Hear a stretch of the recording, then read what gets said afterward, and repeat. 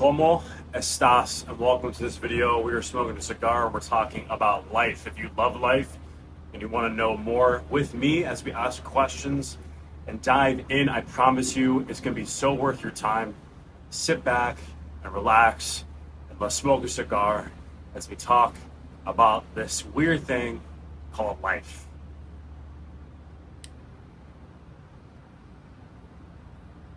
Now, there's so many different modalities, guys, about life, right? Maybe, well, certainly when you were younger, there's people that said, this is the truth, this is the way to live, etc., right? But is that truly the truth?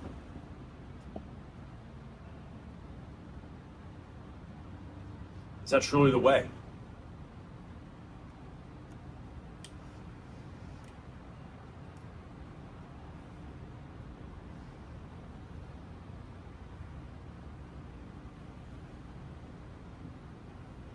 It's always good to ask questions, and no matter where you are right now in your life, right? Maybe you are struggling. We all are struggling to certain degrees. And you want to seek truth. You want to know the truth. Well, we're here to talk about it because when you struggle, that's when you find God. That's when you find the answers. So if any of you have the perfect life, maybe this video isn't for you, right? But if you've suffered in your life and you struggled and you went through hardships, then tag along and watch as we do this together as one, because we want to know the truth.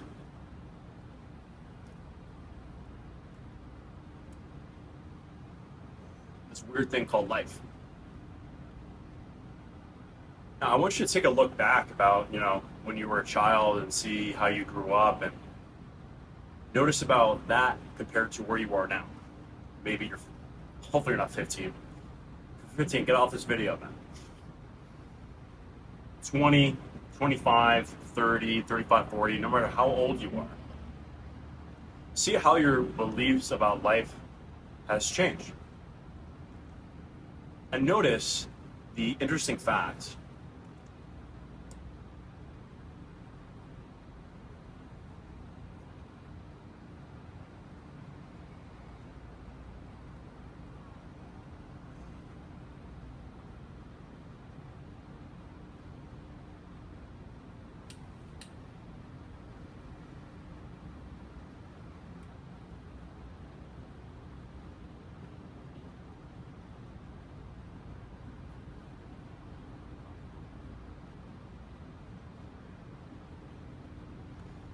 That no matter what you grew up with, let's say you grew up with, I'm not ashing this out my balcony, by the way, I have a mug right here.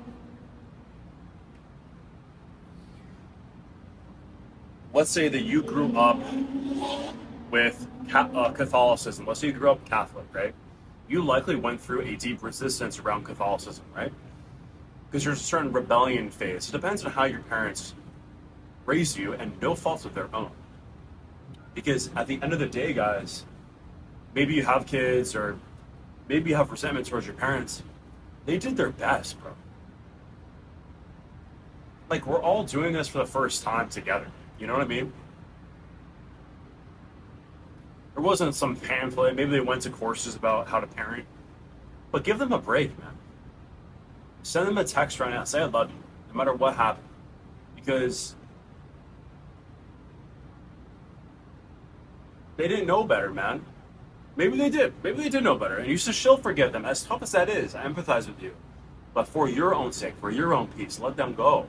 But for the majority of you, vast majority, your parents tried their best.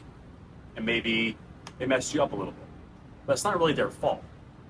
It's good to know about it and ask questions. But give them a break. And maybe you have kids right now and you don't, you're realizing that for yourself, man. You're like, this is kind of hard. And I'm sure I don't have kids of my own, at least that I know about. No, I'm kidding. But we're all here on Earth for the first time. At least we think. And the only thing that we can do, man, is not judge each other, but give ourselves love. on us trying our best. So as long as they tried their best, that's what matters.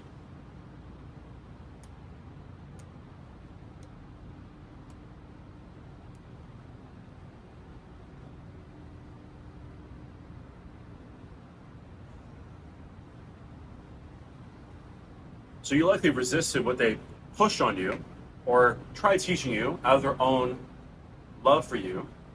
And that's totally normal. But what happens is you likely went through a journey, like a phase where you started discovering things about yourself. I'm just want to see if this is going. It is. We want to make sure this is live, guys. This is some raw footage of me smoking a cigar, talking to you one-on-one on my balcony. It's called Cigar Talks. This isn't some Hormozy high-edit stuff. This is real shit.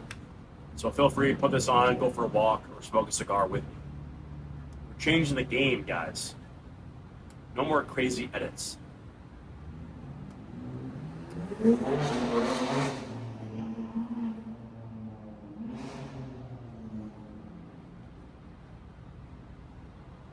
So my point here, just to wrap up this first point, is your parents did their best. And maybe you had some resistance because maybe they pushed on it too much. And then you start resisting it. Maybe you were atheist or maybe you're agnostic. And you went down this whole road of just figuring things out, which is what you should have done. And now look about where you're at and what you believe. And I'm not here to tell you what to believe. I'm here to start asking questions with you and find the truth with you and see what the truth is with you. And I will tell you a tiny bit about my story, not out of because I just want to vent, but because I have you in mind, and I think that it will help you as we move forward in this conversation.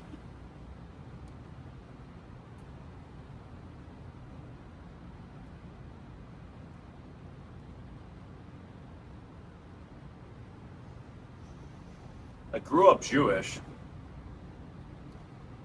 A lot of you guys probably just clicked off. It's fine. Haven't. So I grew up Jewish, man. I was bar mitzvahed, right? Had the whole dancing. That was actually an amazing time. I loved it. But I never felt truly connected to it because my parents weren't. Now that I'm 30, I was talking to my parents and I realized there's new things as I grow up, right? And one of the things that I realized is they're agnostic, which I believe is kind of atheist. The truth of what I feel about that is I feel like it's kind of a cop-out. I don't really know, like, you know what I mean? Which is also totally fair, but like, just kind of like Switzerland, in terms, you know what I mean? It's like Switzerland or France in terms of the God. But it's all love. It's interesting. But yeah, so they were agnostic, right? And I felt that growing up. There was no God in the household. We grew up Jewish because that was tradition. But there's something missing. And even as a child, I went to school, and I remember this, man.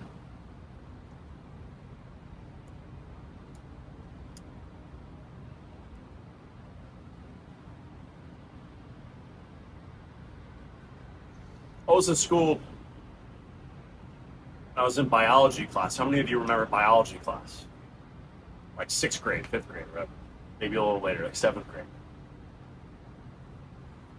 And they were talking about just the human body. It was like human anatomy. Maybe it was a little bit like 7th, 8th grade. And she was talking about how the blood moved around your system. And she was like, okay, your heart beats the blood. And I raised my hand. I'm like, that's so cool. And I remember this. I'm like, that's so cool, Mrs. Whatever, Mrs. Phillips. The heart beats the blood and it goes around your system, right? That's so cool. But how? How? Oh, well, electrical, you know, the brain brings an electrical current to your heart and it beats. And that's what happens and the blood goes. Okay, cool. How does that happen? How does the electrical circuit in the brain happen? Oh, it's subconscious, happens automatically. You don't have to think about it. I'm like, okay, how does the automatic thing happen? Well, you know, there's things in the brain that go A, B. You get what I'm going at. So I kept going, asking. And at one point, She couldn't answer anymore. And she's like, I don't know. I remember her saying that. She's like, I don't know. I forgot what the final thing was. She's gone. But I started asking this question. I'm like, that's God. And what I realize now is that's God. What we can't explain is the Lord. What we can't explain is God. And you can, you know what I mean? You can call it God. You can call it the universe. You can call it Yahweh. You can call these different things, which we'll get into. There's certain nuances here. There's certain more truths and other truths. And I'm here with you to ask questions. I like to think, I have an ego, but I like to think I'm unbiased to a large degree, and I generally want to know the truth. And we're also releasing a podcast called Seeking Truth. It's going to be released next week. We have our first episode with my really good friend Patrick. Go ahead and hit subscribe and hit the bell notification icon, because we'll give you guys that first episode here. If you are a truth seeker, you want to understand the truth with us. You don't want to just accept what you're given. So we kept asking this, man, and then it's God. It's like this magical component in all of us we can't explain and we can't measure. It's like the hard problem of consciousness. What's the hard problem of consciousness? The hard problem of consciousness is we can't find consciousness, guys. We know that the brain is necessary for consciousness to happen, but we can't find it. And from my experience, decade of suffering, which I can get into, decade of suffering, consciousness is not in your brain. I swear on my life, it's not. It's not.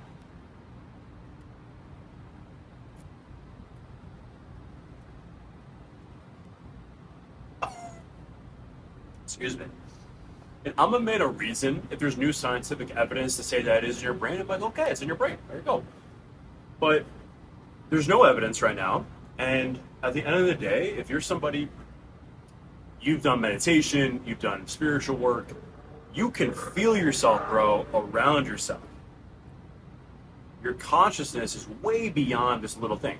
Because the issue with any mental health, if any of you are struggling with mental health or different things, first of all, I empathize with you. I've been through that, believe me. Part of it is you feel trapped in here, always. When you have depression, anxiety, you're thinking about yourself, self-conscious, and you're trapped in your mind.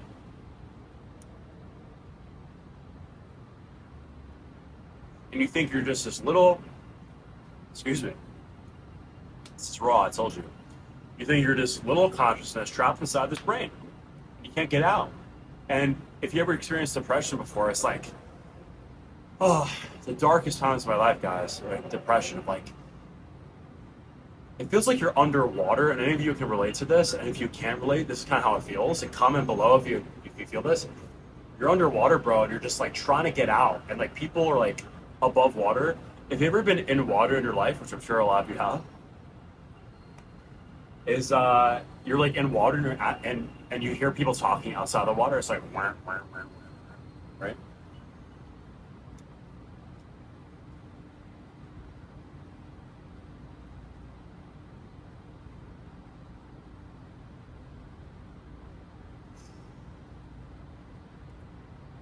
That's what depression feels like, bro. And you're screaming at the top of your lungs, help me, I'm suffering, I'm trying to explain this, and you just hear, wah, wah. And what happens to the people, man, that decide to cancel themselves? I had a cousin who did that. It was very dramatic. Out of nowhere. I've certainly experienced not that depth of it, but like really close. And I could have seen myself get down there, so I can explain this. It's like falling down to the depths of the water, and the voices get louder and louder, and you just feel alone in this darkness. And you're like no one can understand me, I can't communicate, I feel alone. But what happens in that depression? At some point, maybe you decide to start swimming up. You say, you know what? I know where this goes, bro. This goes to the depths of the ocean, where I'm just alone. And you can decide to go there, or you can decide to fight and go up. And you start swimming up and up, up, and the voices get a little louder. They get a little louder, and they can actually hear you. You're like, yes, I need help. Help me. Someone's like, oh, you need help? Let me give you my hand. And someone reaches down, and you grab that hand, he pulls you up. And maybe that is God. Maybe that is God himself or God working through another person. It is. So I say this because what is God? Who is God? And I went down this path since I was like 12 when I asked that question. And I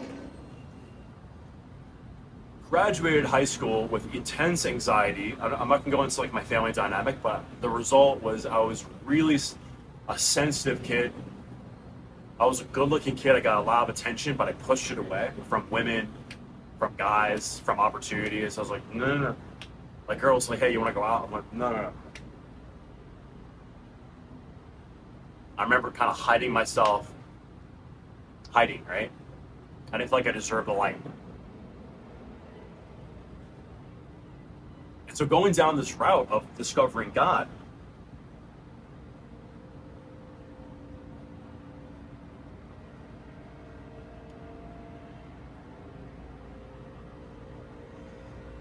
I started going through different books. Maybe you're in that stage right now where you're looking at books. Maybe Power of Now is a great first one, just getting present.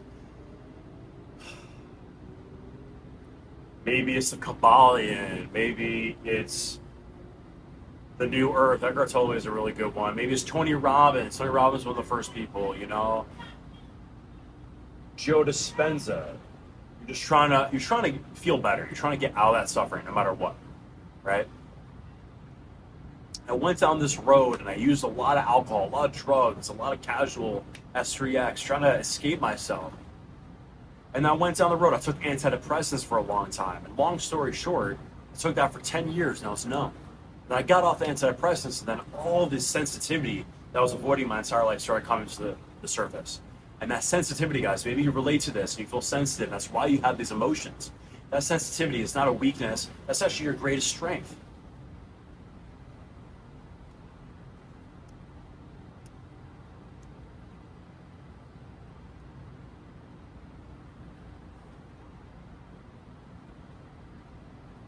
Got off that, then started really feeling God viscerally, and went down this path. You know, so I was a Buddhist for a little bit. I was Jewish for a little bit, I guess, and then it ended with Jesus Christ. And I'm not here to preach about you converting, whatever it is. That's just how it ended for me. But it didn't end there, and I'll tell you a little bit more about that. It did not end there. But I believe that 2,000 years ago, Jesus was crucified and he rose from the dead. It's just faith. I believe that. My heart feels good about that. But that wasn't the end of the story.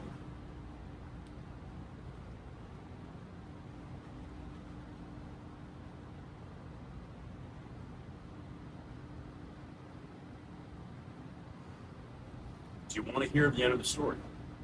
I'll tell you. Let me make sure this is still going. We're vibing. 18 minutes, all right. How you doing? Nice shoes.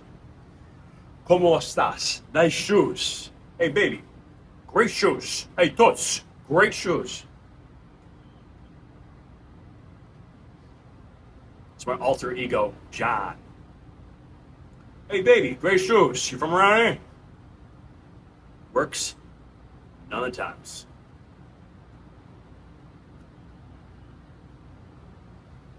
I discovered Jesus. I got baptized. Did all that.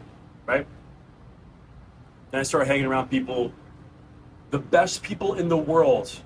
I can't say that in full confidence, but at least in my experience in my life, the most beautiful people are the diehard Christians that I've hung out with. And these Christians, they live in truth, and they live with God, and they live really strictly with the Bible, and it's beautiful. I think it's beautiful. They're like the most beautiful people in the world. And the women, some of the most beautiful women in the world, I mean that obviously physically, but also emotionally, spiritually. The women have a sparkle in their eyes. You can tell when a woman is like a hooker or something, or like just doesn't believe in God, completely glossed over, and she's like all over the place. She's not happy. Maybe she has that nose ring, that septum ring. Always be careful when a woman has a septum ring, like in her nose. Every woman I met that has septum ring, no bueno. But they're the most beautiful women. And talking to them and learning from them, asking questions, just like a child. And Christ talked about this, be a child, asking questions. And that's what I started doing. I started going to Bible studies here in Florida. Started doing that. I'm not going to tell you the exact city so you guys don't. No, I'm kidding. In Tampa. Now, something happened when I started going to these events.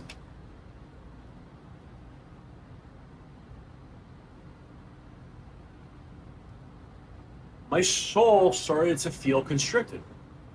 And I noticed it. And my soul started to feel constricted when we were talking and they said, you have to live this way. You have to wait to have sex before marriage.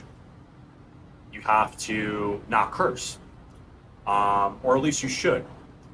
And I didn't like that. And I was asking myself, and I'm still asking myself, this is where I'm at right now, the stage, this is very new. Is I'm asking myself, is this my ego that doesn't like it? Because if it is, and I have to die and carry the cross for Christ, I get that. Or is it my spirit? And what I've noticed recently is I really believe it's my spirit. Because they're like, read the Bible and live by it. I'm like, it's constricting to me. My soul wants to expand. My soul wants to grow and ask questions and know what the truth is. I don't care about anything else but the truth. That's always been the case. And when I didn't know the truth, and I still don't know the truth, here's the thing too, bro, it's like, a lot of people speak with absolute authority, and the modern Christians do too. You need to read the Bible, you need to do this, absolute authority. I'm like, how can you speak with such authority if you are not Christ? Shouldn't we be asking questions? And if you ask questions, what can happen is say, hey, be careful, you're going down the devil's road. And to be completely honest with you, bro, I feel like that's gaslighting.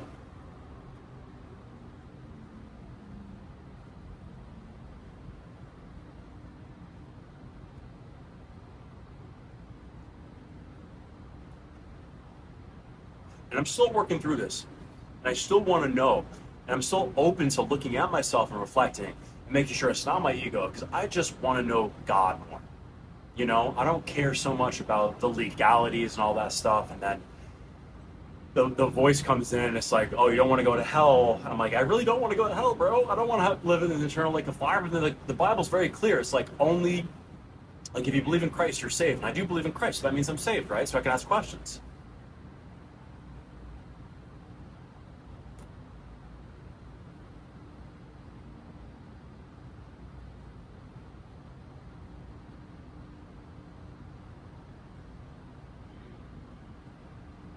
Here's a question I have for you.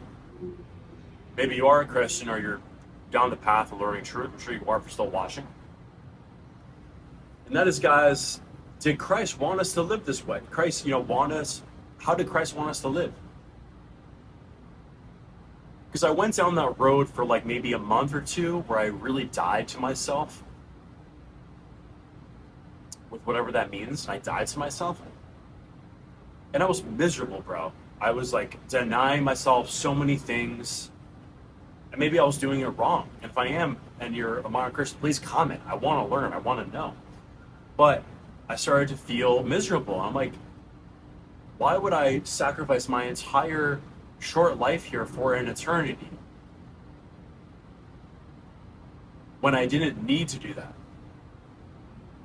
And don't get me wrong, I want to serve God. I am serving God and the mission, at least I'm trying to the best that I can as a sinning human. But did God want us to be miserable? No. And maybe I was doing it wrong. But I felt miserable, I felt constricted, I felt small. But what I know is the truth feels expansive and fear feels constricted. So for example, if you guys are familiar with the Hermetic principles, it's very interesting. It's a very ancient, and I guess it is pagan philosophy, which is like, there's 7 principles, and one of them is all is mind, as above, so below. And there seems to be really deep truths about the physical reality that we live. It's like a law of attraction. If you feel anger, you will attract that fight. If you feel love, you will attract love. All that different stuff, right? And I'm trying to understand, all is mind. Then talking to modern Christians, they say, be very careful, that's the devil. I'm like, I see where you're coming from, I get that. And I'm not worshiping that. I know Christ is king. But that doesn't mean we can't ask questions about this reality, no? That doesn't mean that it's not true. And it is true to a sense. But if we say, hey, it has to be Christ-based, like, I have a friend too who said sound baths are not of Christ. I'm like, I think that's ridiculous, dude. How is sound baths not of Christ? That's just a sound bath. It's just neutral. So it can go down this really dogmatic, constricting, shameful, don't do this, you need to do this, all that stuff. And I don't know what the ultimate truth is. That's what we're here talking.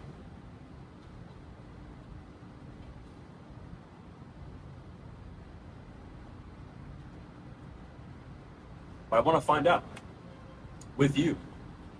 So that's why we're starting this podcast. We're going to interview a bunch of people, different religions, different ethnicities, different backgrounds, and really get to the core truth about what this is. And we're going to find out together.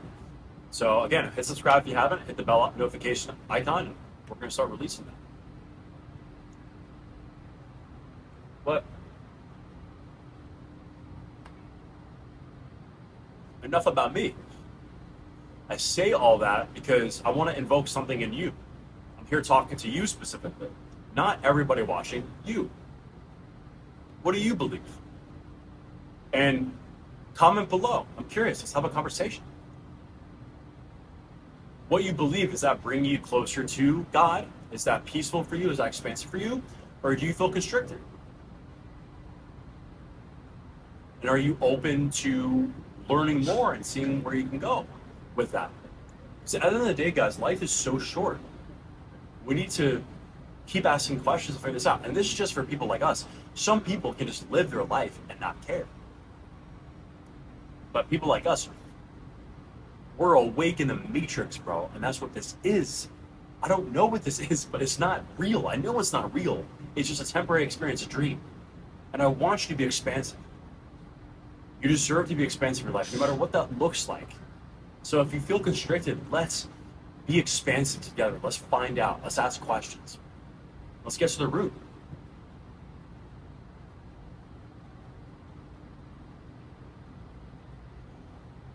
I love you. I care about you, man. I don't know you, but we're going to find out together. So that's all I got today. I'm going to finish this cigar. And I appreciate you for watching. And I want to pour into you as much as I can. So make sure to stay tuned. I love you. We'll talk soon.